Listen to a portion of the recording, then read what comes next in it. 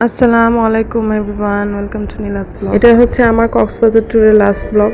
Saint মার্টিনের sleeper বাসে করে আমরা কক্সবাজার থেকে ঢাকার জন্য রওনা দিয়েছিলাম। আমার মতে কক্সবাজার বাসে না যেয়ে ট্রেনে অথবা প্লেনে যাওয়া উচিত। বাস জার্নিংটা আমার কাছে একটু বিপজ্জনক লাগে, কারণ ঢাকা থেকে চট্টগ্রাম পর্যন্ত রাস্তা ঠিক আছে, কিন্তু চট্টগ্রাম থেকে কক্সবাজার রাস্তা খুবই বিপজ্জনক এবং ভয়ঙ্কর একটা রাস্তা, যেহেতু একদম সরু চিকন একটা রাস্তা এবং রাস্তার মাঝখানে কোনো আইল্যান্ডও দেওয়া নেই। দুইটা লাইনের রাস্তা, মানে অপোজিট দুই পাশের গাড়ি একই রাস্তা দিয়ে চলাচল করে, খুবই ভয়ঙ্কর একটা অবস্থা। আমরা যেদিন কক্সবাজার গিয়েছিলাম সেদিনও আমাদের আমাদের বাস চট্টগ্রাম যাওয়ার 2 ঘন্টা আগেই সেই চট্টগ্রাম কক্সবাজার রাস্তায় একটা অ্যাক্সিডেন্ট হয়েছে, স্লিপার বাসেরই একটা অ্যাক্সিডেন্ট হয়েছে। তো সেই বাসের অ্যাক্সিডেন্টটা আমার বোন দেখেছে প্রাইভেট কার থেকে।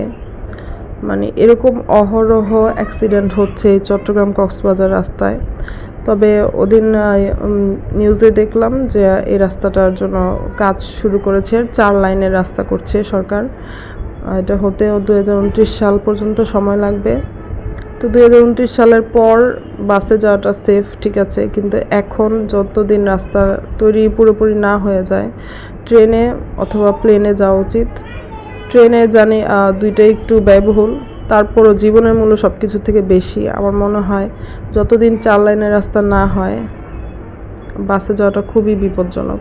কক্সবাজার থেকে চট্টগ্রাম পর্যন্ত যতক্ষণ ছিলাম বাসে আমি একটানা পড়েছি দোয়া ইউনুস, লা ইলাহা ইল্লা আনতা সুবহানাকা ইন্নী কুনতু মিনাজ জালিমিন। এটা আমি একটানা পড়েছি, একটা সেকেন্ডের জন্য আমি থামিনি, কারণ আমার এত ভয় লাগছিল। কারণ অপোজিট দুই পাশের গাড়ি একটা রাস্তা দিয়ে চলছে, কতটা ভয়ঙ্কর ছিল। আবার রাস্তাটাও ছোট। সব কিছুর উপর মানুষের জীবনের মূল্য। টাকা বেশি গেলেও সমস্যা নেই, আমার মনে হয় জীবনের দিকে বেশি ফোকাস দেওয়া উচিত। মানুষের যেরকম অবহেলা করে যে না কিছুই হবে না, কিন্তু এগুলো বলা ঠিক না। কারণ এই চট্টগ্রাম কক্সবাজার মহাসড়কে এত দুর্ঘটনা, আপনারা ইউটিউবে সার্চ দিয়ে দেখতে পারেন, এত বেশি দুর্ঘটনা হয়। আর যেগুলো দুর্ঘটনা হয় এগুলো একদম স্পট ডেড, যেহেতু মুখোমুখি সংঘর্ষ হয় বেশিরভাগ, এগুলো একদম স্পট ডেড।